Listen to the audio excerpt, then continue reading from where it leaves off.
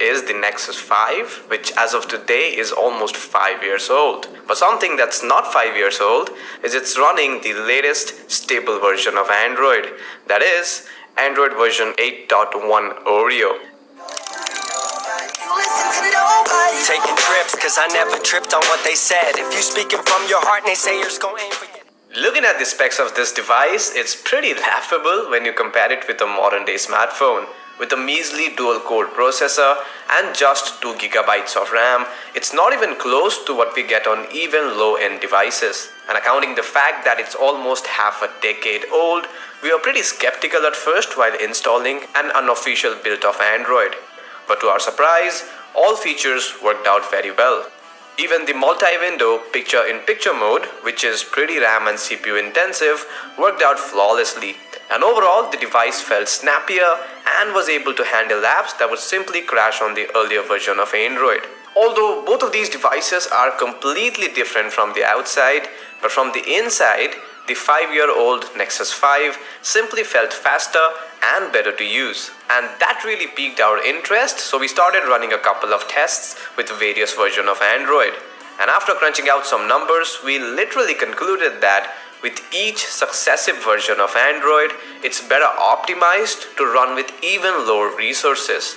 So in theory, you can install and run Oreo, Android P, and everything that comes after that on almost every phone that launched after 2010. So that kind of blew away all the misconceptions that we had.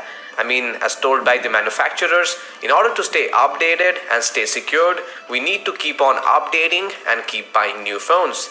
But as you just saw, that's absolutely wrong. But this video is not about installing Oreo on your phone, as we already have a video on that. Links in the description. But it's rather about the larger problem that's haunting most Android users. That's slow updates. And by the end of this video, we're also going to talk about the number of things that you can do to always stay updated with the most recent version of Android. As almost 80% of all modern smartphones are still on Marshmallow or Nougat, making them pretty vulnerable.